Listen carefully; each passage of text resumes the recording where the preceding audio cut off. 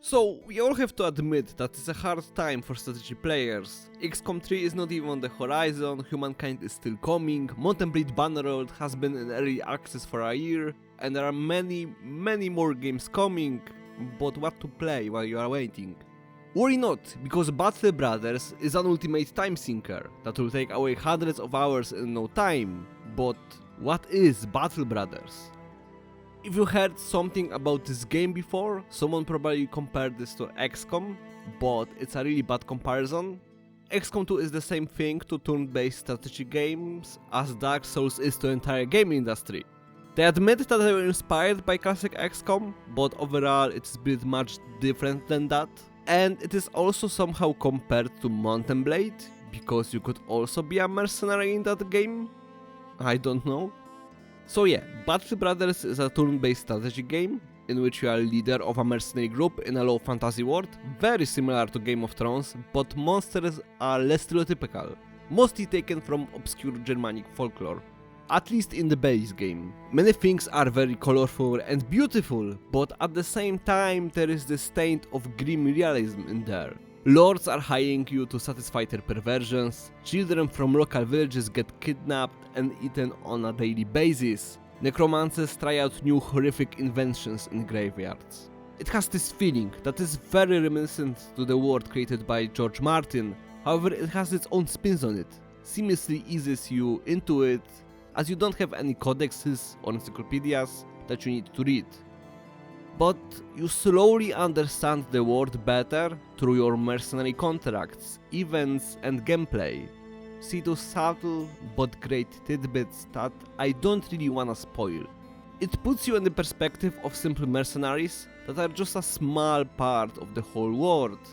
Thanks to that, new information satisfies you, but also strengthens your imagination, adding some of the context yourself in an unclear situation. And every new bit of lore that you get fascinates you even more. Various things are mysterious and probably will never be explained, but that makes it great. If you're a fan of Warhammer Fantasy or Game of Thrones, you will be right at home. But how does it represent itself visually? It looks okay in some cases and great in others. The map itself isn't anything amazing, biomes are very generic, there aren't any eye-catching places, although some look really cool. There is not much fantasy here, it is really grounded fantasy, just like Witcher 3, so even if everything looks nice, there isn't anything that makes you feel grand. But the whole appeal is in variety. One small forest isn't really interesting, but if it's composited new mountains, plains, swamps and undead camps, it's really impressive, where everything perfectly fits while being next to each other. And it is on a randomly generated map, so there isn't any hand compositing like on some more impressive maps, but for what it is, it does the job more than sufficiently. All of these special locations like cities are really detailed and look very good. The battlefields also gave similar variety, with many biomes that have distinct visuals and gameplay effects. From mountains through swamps, graveyards, everything looks nice, fairly basic, but what sells it is the sheer variety that never gets you bored. So let's go to the characters. In most games you have models of the entire person or monster, but here you just have cut out torsos with heads, which looked really weird at the beginning, so I can understand if it puts you off. But after having over 200 hours in this game, I can say that this is a genius approach. Not only they cut costs on making hands, legs, but also made the lack of animations acceptable. Because the game doesn't really have any.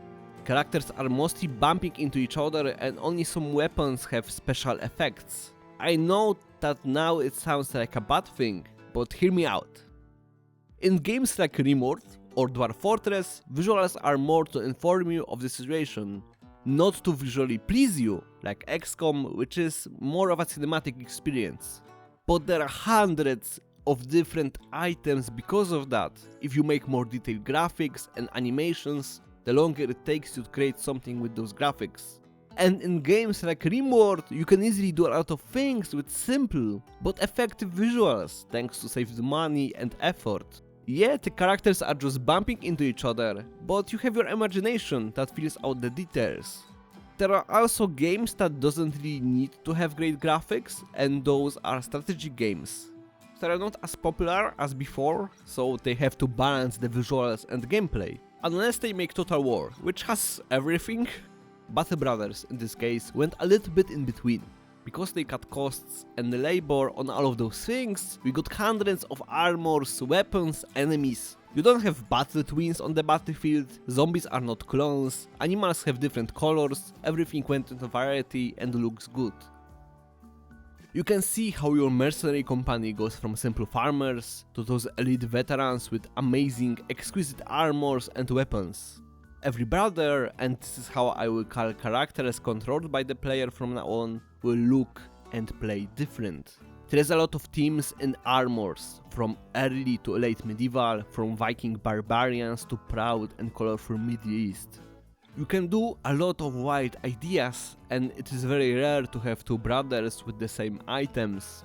Quality is great, and there is a lot of details. Armors will get damaged, shields will break, brothers and enemies get hurt, and all of this is shown on the models. If your brother lost an eye or a nose in the battlefield, you can see it. There is just so much of it, and you never get bored. And thanks to that, fights are much more brutal and have this realistic feel to it. Heads fly off, bones get smashed, shields break, armor tears, it is all very good.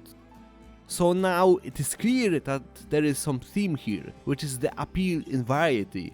This goes to visuals, but also to gameplay and the music as well. Because I think that it has one of the best soundtracks ever, maybe even on par with the Mechanicus on some aspects. But I am already saved. For the machine is immortal.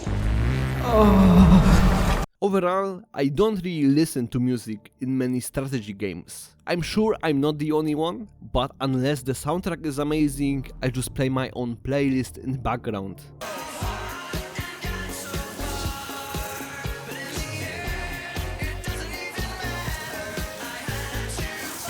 But Battle Brothers is not one of these games.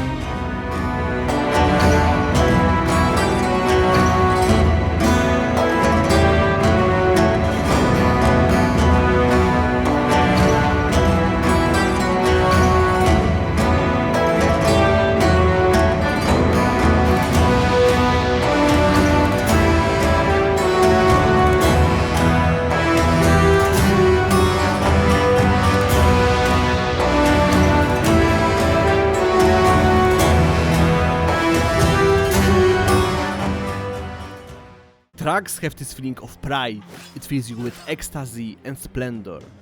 Every encounter is exciting, every hit in the battle powerful, every scream horrifying, and every action feels grand. And it is all thanks to music. Every encounter has its own track, and it fits perfectly.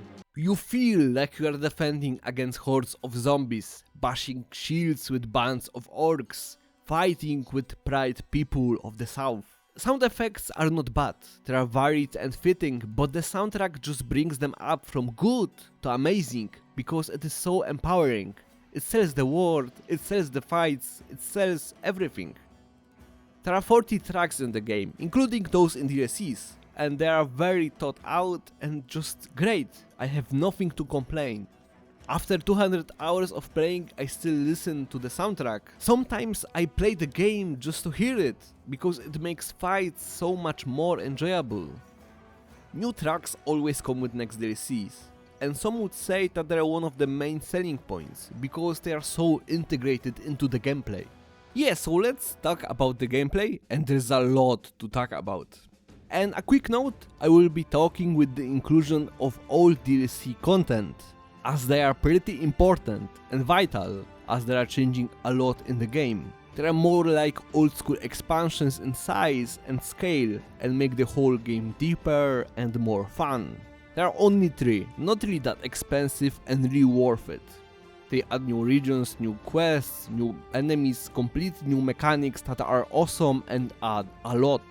You can see what each adds on the official Battle Brothers site or Steam. They are straightforward and are worth the money. If you like the game, don't hesitate and buy them.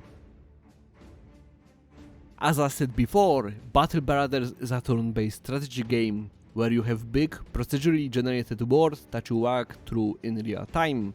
At the beginning, you have to choose your difficulty, and here you don't have to punish yourself, just pick everything at the beginner. This game is still very hard, and it is probably one of the hardest and unforgiving games I played. If you get better, you will only want to change battle difficulty, because economic and starting funds only change struggling with money to get better equipment mode to struggling with money to feed your people, and that's not really fun in a challenging way. There are also origins that are basically stories of how your company started. You can get them if you buy Warriors of the North DLC. Maybe you want to start as a bunch of peasants, deserters, barbarians, or cultists. Every origin has special perks, debuffs, some are just percentage based like traders, some change faction relations, some add completely new mechanics. They keep you interested and have some fun spins on the gameplay. At the beginning, you want to choose rebuilding a company, which comes with a tutorial, or a new company. They don't add or change anything, and are your only option if you don't have the DLC. Then you have to choose an endgame crisis, which is something very similar to those in Stellaris, but I will explain it later. So then name your company, choose your banner and start. You will be fighting a lot in this game, so let's touch that first. The game is turn-based, very stat and equipment heavy. Your brothers and enemies will take their turn based on initiative. You can move, attack, use special abilities. There are no objectives in the encounter, you just destroy the other side. Simple, but the good part is coming. And now we will talk about your brothers. Chances of your brother hitting are percentage based, just like XCOM. So if you can't stand your brother missing with 95% chance hit, you will have a hard time. Every brother and enemy have the same type of stats, which is health, initiative and more. Morale are checked in stressful situation. For example, if your brother gets hit, someone near him dies or he gets surrounded. If he fails the dice check, he can start wavering, get stat debuffs with every level of morale, and at the end he just starts running away. If a character moves while being next to a foe, he will get hit for free, so you want to keep your brothers confident. Fatigue works with every action your character makes. If your brother maxes out fatigue bar, he is tired, and even if he has action points, he cannot do anything and he has to wait to catch a breath. If you put a heavy armor and weapon on a brother that has a low fatigue, he will have a hard time doing anything. Melee attack improves chances for hitting stuff, melee defense lowers the chance of you getting hit, and you can additionally improve it with shields. You also have ranged attack and ranged defense, they work the same way. Those stats are connected to the brothers and enemies, you can improve them with leveling your people. They are RNG based, but the brothers can have stars on their stats, called talents, which are basically stat modifiers to rolls.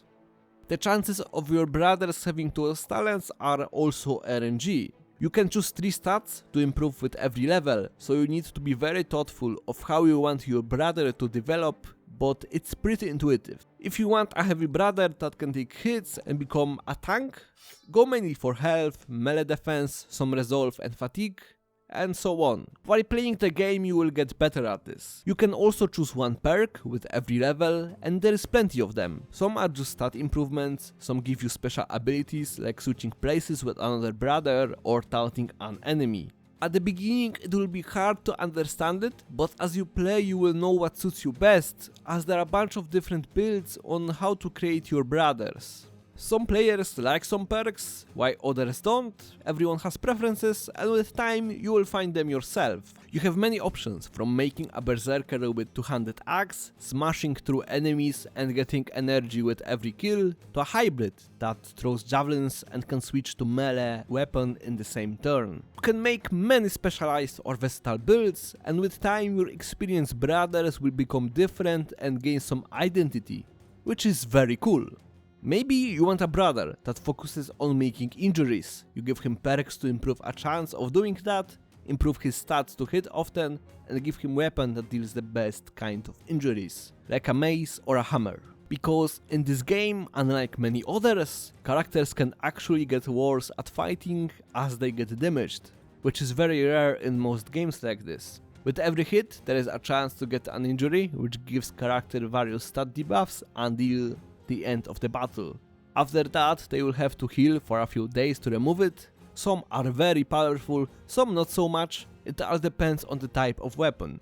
And there is a massive amount of weaponry in Battle Brothers. Each type is much different from the other. You have maces, flails, hammers, cleavers, swords, daggers, polearms, spears, crossbows, bows, throwing weapons. Each of them have tiers, not to mention two-handed variants or more specified weapons like whips or scimitars. Every weapon has its own attacks, special moves, stats modificators. Axes specialize in hitting heads and destroying shields, cleavers can apply bleeding and cut off heads. Flails can ignore shields, hammers destroy armors, some weapons ignore armor better than others.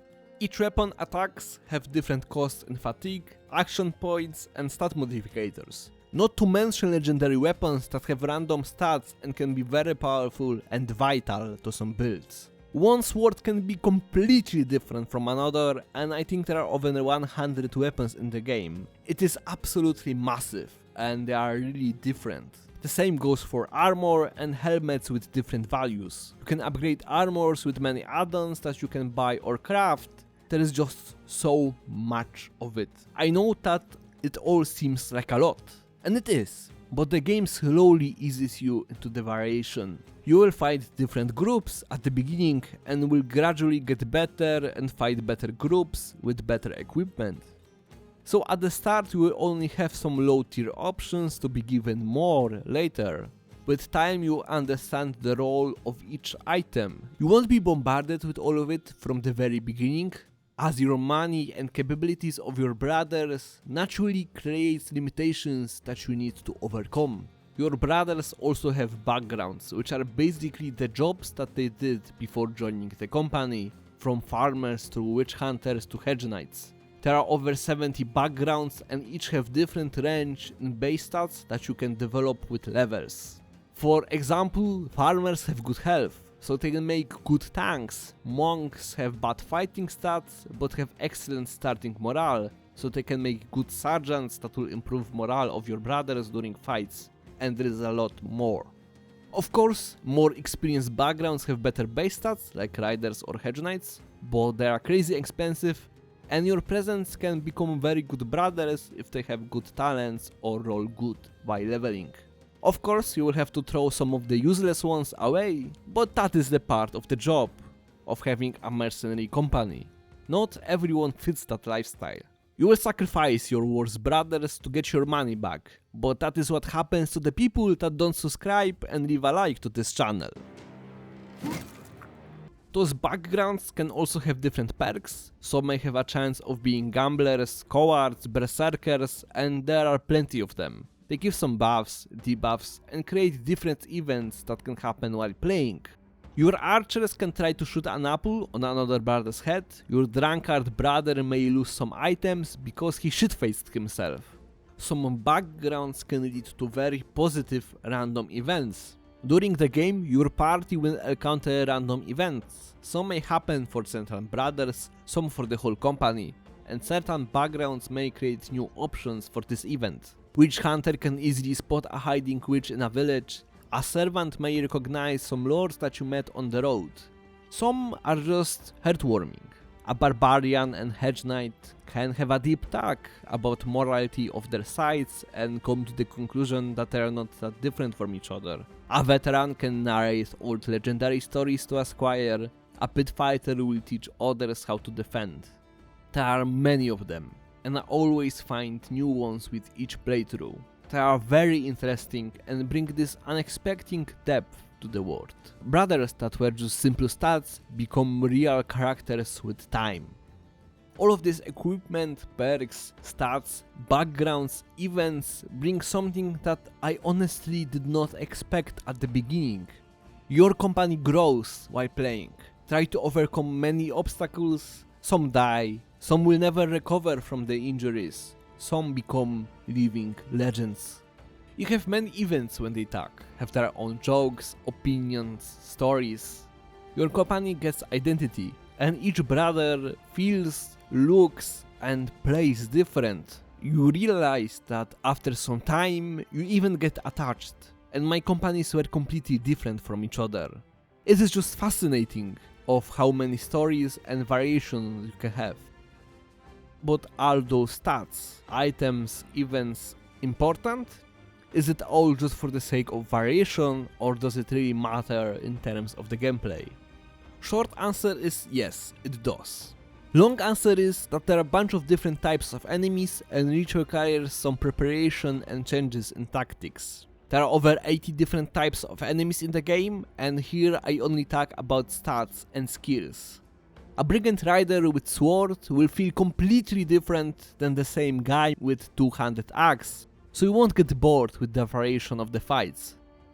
Each of those, let's loosely say factions, have different strengths and weaknesses that will test out capabilities of your brothers. Undead zombies will test your fatigue and morale, so you'll want to keep your brothers close and give them weapons that can destroy heads. While for orcs, you will want to throw away your shields and basically try to deal more damage than them, while protecting your flanks and unit coherency. As big warriors can push your defending brothers away, and berserkers will try to flank you, to attack your squishy archers and pikes. Does that mean that you have to gather specific weapons and builds to counter some type of enemies, which you need to follow 100%? No, at least not from the very beginning. It basically works out with your experience as you play the game and also with the growth of your mercenary company. You found some pikes on the battlefield, so you better keep them for your archers, because against ancient undead, ranged weaponry is useless, and so on. While playing, you will find different loot, some you will sell, some you will keep in your stash for special occasions. So a company of dirty peasants using everything that you can find will slowly become a group that can adapt to different scenarios. We don't need to min-max every single encounter like this, but you will gradually learn what works best and what you can change in the loadouts to increase your chances just a little bit. The same goes for tactics, as you will learn what different enemy units do on the battlefield. There are some factions that you will absolutely hate fighting against, and some that you love with all your heart. From what I found, everyone has their own preferences. I love fighting against orcs or ancient undead, but goblins, I get stressful when I'm fighting them. They won, I don't want to see them, they can take over the whole world, I just don't want to fight them, please. Blast them! So fighting itself has a really low floor of understanding, but very high ceiling to master. You probably understood all the basics just by watching gameplay, but when you add all those things that I told you about, it gets much more comprehensive. Overall, it feels meaty, brutal and rewarding. It is very hard, but so much satisfying. Sometimes you will rollback, but the game gives you enough options to save your brothers or get out of the situation if you need to. And seriously, no one will judge you if you load your saves and restart the battle. I also do it. I talk very broadly and only explained some elements, but not exactly how you can use them. And if you want to learn more before starting the game or after playing some time, go to Filthy Robots channel. He has a bunch of videos explaining every single perk, shows how to fight certain types of enemies, has Excel sheets with his builds, and explains how he created those builds for Brothers that get updated with every expansion, so if you want to copy some or get inspired, go there. He has a knowledge and understanding of this game that I can't even compare with. Check him out, the guy is great. So now it's time to talk about the world map and what you can do between fights, because you have a whole map filled with cities, enemy camps, ruins, special places that you will explore and interact with. You immediately have a few points of interest that you need to take care of. You have villages and cities from which you can get contracts, recruit new brothers, buy equipment and resources. Because you need to feed your company, repair their weapons and armors, fill their quivers and heal their injuries. You also have castles, which often have more experienced but very costly brothers, and special contracts from nobles. From time to time you will need to come back to these places to restore your resources, but there are a few things that you need to remember. First of all, every map is created from a random seed, so your experience while playing can be very different depending on the seed you get.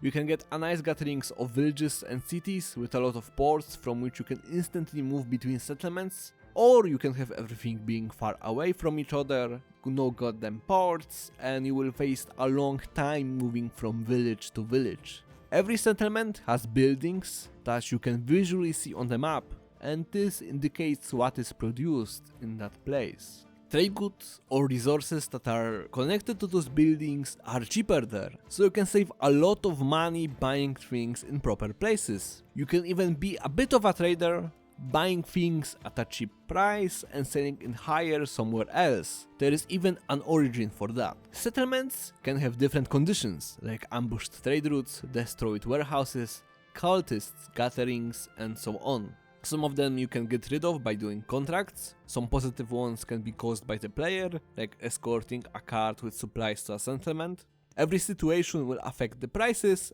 available recruits and resources to buy, which can be a problem but also an opportunity. Village with ambushed trade routes will not offer you many resources, but they will be happy to pay high prices for anything you have and you can suck them dry.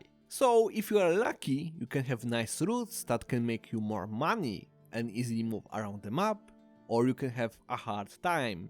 It doesn't mean that your experience will be worse, but different and more or less challenging.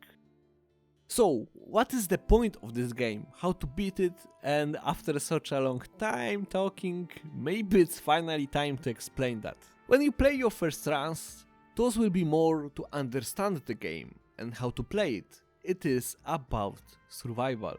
The game is hard, and there are a few important things that affect the difficulty. You will have harder encounters as you get more and get better brothers, get better gear, your company gets more renown, which you get for doing contracts and fights in the game, and also how much time has passed. And that means that you need to keep up with scaling. If you don't get promising brothers and your loot isn't good enough, you'll have a hard time after 30-40 days and it will get harder and harder. It was happening to me for the first 70 hours and I was barely scraping by with some of my first companies. But then you get more efficient. You know what contracts are the best for you. Protecting caravans can get you money and some good items to buy, but you won't get much loot and experience, so you only do it when you want to move somewhere else, or look for legendary items. You get more efficient with saving money, you will know what items are the best, how to get more loot, and at some point you will become a good leader of a mercenary company. And when that happens, you will understand that there is a better way than doing contracts. Because it turns out that contracts are not the best way to get your brothers better and get better loot. Contracts are scaled to your company for somewhat medium capability, so instead of fighting enemies that have better loot and allow you to make a big jump with the quality of your equipment, you don't really get that much better. Contracts are more to get you economically stable. They are a good way to get money, to not worry about food, repairs and ammunition, so you can get into the wildlands. those big empty areas that are filled with enemy camps and special locations. Many of them are much harder and require more knowledge and tricks to beat them, but you will get much better loot and you will have a chance to get legendary items. And those items can be essential for some top tier builds and can change your good brothers to killing machines. In one of my runs, my mercenary company did only Wildlands from day 10 and barely did any contracts to day 100. But I was really lucky with spawns and my brothers were rolling really good and I got a few legendary items in the first 20 days. If you wanted to play more like a normal mercenary company and focus more on contracts, you can easily do it. But sometimes you want to venture out while you are feeling good with money and resources. Overall, if you are worried that you will need to min-max like crazy and go more efficiency over fun playstyle, you don't really have to worry. Although everything that I said to this point may incite that, this game really hits the golden spot. If you like min-maxing and being as efficient as possible, you will be in heaven. But there is enough viable options and variety in the game that you won't be forced to sweat over everything. You can easily do an efficient brother that fills your fantasy or desires. I am not a min-maxer, it's not really my thing, I play games for my own kind of fun. And even with that casual mindset, I had plenty of enjoyment and never felt that I was missing something vital. I will say that it will stop you from experiencing some of the content, but it will be like the last 5% that are extremely hard and really stressful, but it won't stop you from having fun. You can do game-ending content and beat the game while having fun without thinking about every single point and move that you do. But still, it doesn't mean that it is easy. If you manage to live for around 100 days, a big crisis will come. As I said before, it is very much like Stellaris. Big, bad threats that completely change the whole world. You have 3 types of these, 4 if you have the DLC. From Greenskin invasion that overruns the humanity to an open war between the factions. In some of them you don't have to participate, but all of them will somehow affect you. Almost every settlement will suffer from those threats, and supplies will be hard to find, prices for food and basic supplies will be abysmal. If you have permanent destruction on, settlements can be completely destroyed. So you are motivated to get involved with the crisis, and it will spawn a lot of big juicy camps and armies to loot and attack. You will accept contracts that will get you a lot of money and are specific to a crisis. Most of them can be very hard and entertaining. Some are even multi-staged and have a lot of fun writing. Being a mercenary company that helps in a castle siege is very compelling and very fun. So you run from contract to contract, help is needed everywhere, and most of those things are really hard. You will fight against overwhelming amounts of enemies and have some of the strongest encounters in the game. You will help certain factions and protect the villages, and what you do and what you don't do can affect the outcome of the crisis. And after it ends, which can take even 100 days, your company feels and looks like they were through living hell and only got stronger. Officially, this is the final challenge of the game, but it doesn't stop here. You can still play. The game will still scale up with difficulty and new crises will happen after some time. Of course, the scaling will stop and you will be too strong to have a real challenge, but it will take hundreds of days. But in reality, Crisis isn't an ultimate challenge, because on the map you also have special locations that can be found in the wilderness. Each of them have special enemies and some weird conditions. Many are multi-staged quests and can give you unique items. Some of them can be done in the mid-game, but there are also some that require a very late endgame. They can be extremely hard and require some real experience in the game. I have over 200 hours and I still didn't do the hardest ones. It doesn't mean that you must do them. There are plenty of fun challenges, but you can do what you want in Battle Brothers. It is a sandbox game and you are free to do what you want. It is extremely replayable, has a lot of depth and mechanics that I didn't even touch, filled with content that can last hundreds of hours, I can easily say that this is my favorite turn-based game with one of the best soundtracks and visuals. I honestly didn't expect how amazing this game is with how many options it gives you. I always wanted to fulfill my fantasy of leading a mercenary company, and Battle Brothers does that perfectly. Now I'm waiting for a good Lovecraftian cult management game. I believe that it will happen someday. I really recommend it and you should check it out. It is an ultimate time sinker that is close to being perfect, and if you are a fan of sandboxes and turn-based strategy games, you can hardly find anything on par with this game.